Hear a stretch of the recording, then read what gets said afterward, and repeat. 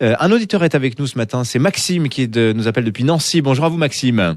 Bonjour. Je suppose que vous nous écoutez sur Internet puisqu'on n'a pas encore d'émetteur sur la région de Nancy. Merci d'être avec nous ce matin, on vous écoute. Alors oui, je voulais simplement réagir à la question que vous posiez sur Internet, à savoir si la loi travail est de gauche.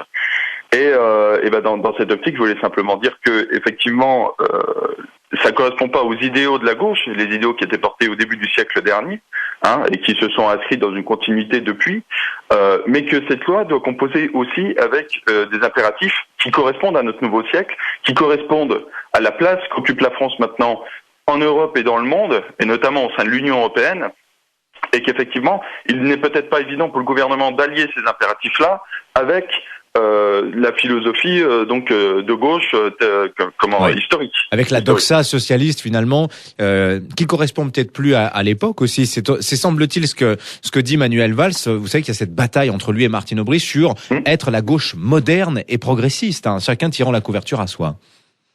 Oui, mais en fait le souci qu'il va y avoir, c'est qu'effectivement ça correspond plus à l'époque, mais pour des raisons d'une première part philosophique, de seconde part politique, et enfin dernièrement pour des raisons aussi légales. Alors pour des raisons légales, si vous me permettez de détailler mon propos, légales parce que vous savez que la France appartient à l'Union européenne et vous savez qu'il y a des traités européens qui sont en place qui dictent une politique qui de toute façon est libérale.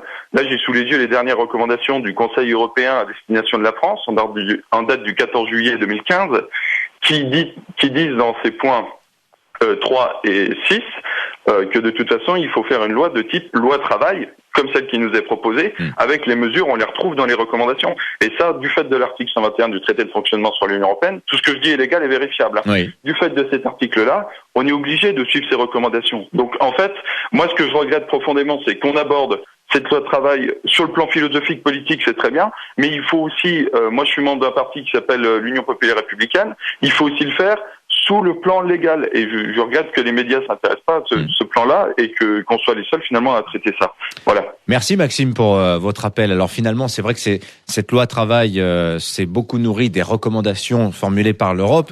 Voilà qui va porter de l'eau au moulin de ceux qui disent aujourd'hui que le vrai pouvoir n'est plus à Paris mais à Bruxelles. Jérôme Sainte-Marie, ça aussi fait partie des choses qu'on entend souvent dire.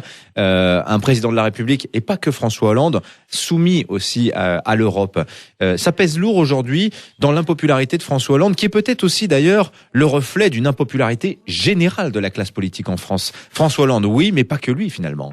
Absolument. Je pense que Maxime de Nancy met en lumière un point essentiel de cette réforme et qui est plus ou moins ressenti par les Français, c'est l'idée finalement que les décisions se prennent ailleurs. Et ça, c'est insupportable pour un électeur, quel qu'il soit, de gauche ou de droite, de se dire qu'il s'est déplacé pour aller élire quelqu'un qui n'exerce plus vraiment le pouvoir et qui peut-être ne cherche plus d'ailleurs véritablement à l'exercer. Ça se voit en matière économique, ça s'est vu cet été sur la question des migrants, où beaucoup de Français ont l'impression que les décisions se prenaient ailleurs et plus précisément à Berlin.